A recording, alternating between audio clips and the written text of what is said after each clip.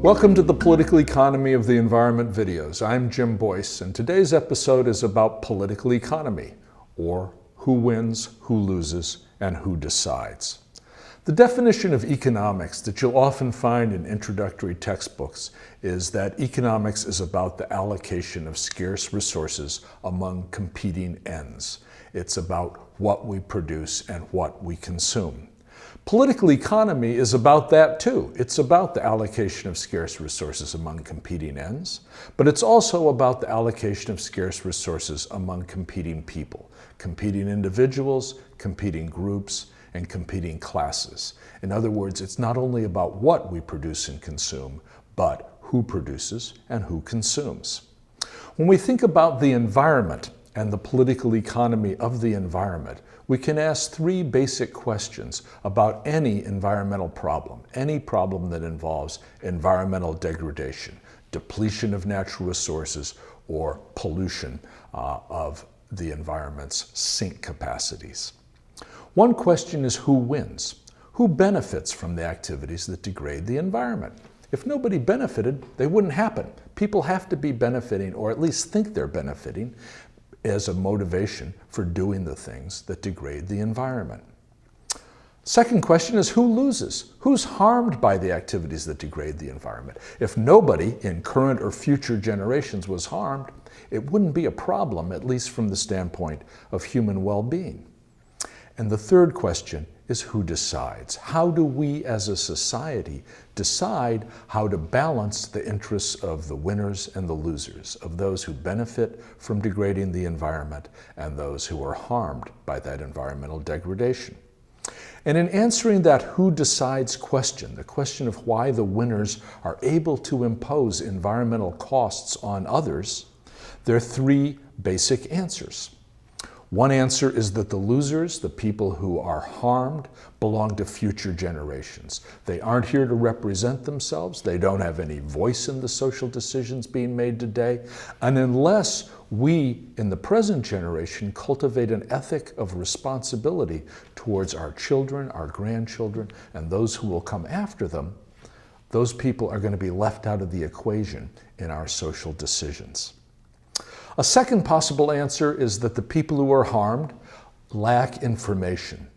A person may know their kid's getting sick, but they don't necessarily know that the reason for that illness is pollution that's being generated a mile away and blowing into the air that they breathe. In cases like that, environmental education, and in particular something called the right to know, the right of people to know what's in their environment and who put it there, is a key part of dealing with the problem. And the third possibility, and one that covers a wide range of cases, is that the people who are harmed know they're being harmed.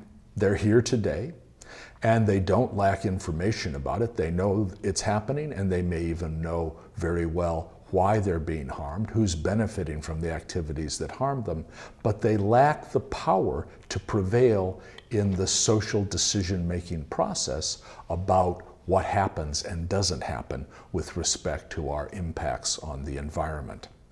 What are we talking about when we're talking about power and the relationships between those who benefit and those who are harmed by activities that impact the environment?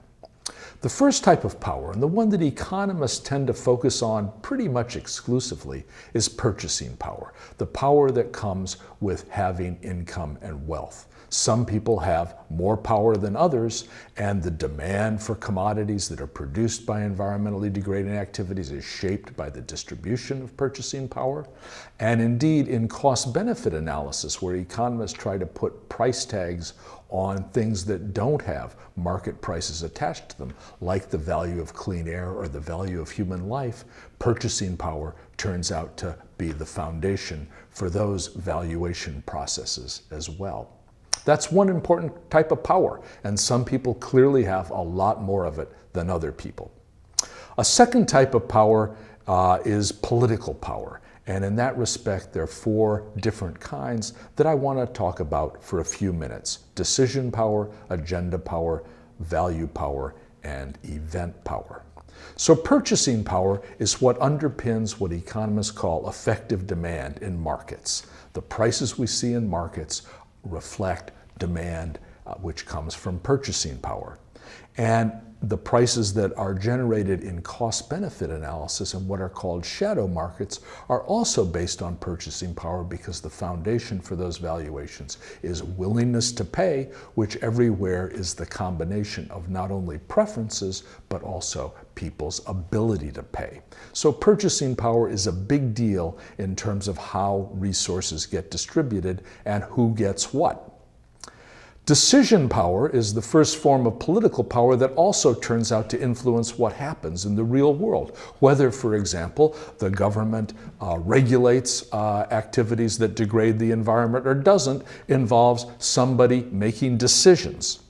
And the power to prevail in contests to determine what actors, what private actors or public actors will do, what the decision makers will do, is what's called decision power. And some people have more power to affect decisions than do others. A second type of power, which is a little more subtle than decision power, is what's called agenda power. It's the power to keep questions off or put them on the table of the decision makers. If the decision makers aren't even asked about how much pollution should be allowed, for example, if that's off the agenda, then those who are generating or benefiting from that pollution have managed to exercise what might be called agenda power.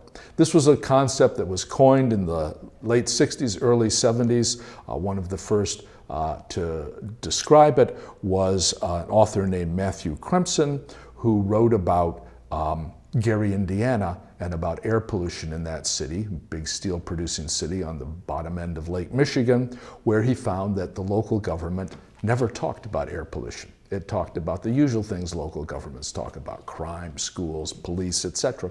Air pollution was not on the agenda, even though it was the thing Gary was most famous for at the time.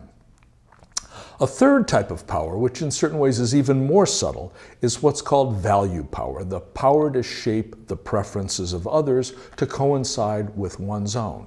If I can convince you to want what I want, then I can give you decision power. I can give you agenda power. We can make a decision because you'll decide what I want you to decide. That's value power, the power to shape the values and preferences of others. The power, for example, to persuade others that pollution is unimportant or is worth the cost.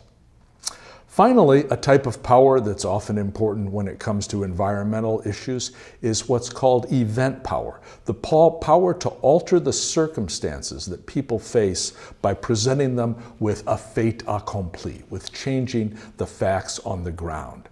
For example, if I have the power to come into your community and build a gigantic manufacturing or power plant next door to your community with adverse impacts on property values on your community, on health in your community, maybe without paying any taxes at all to the local government.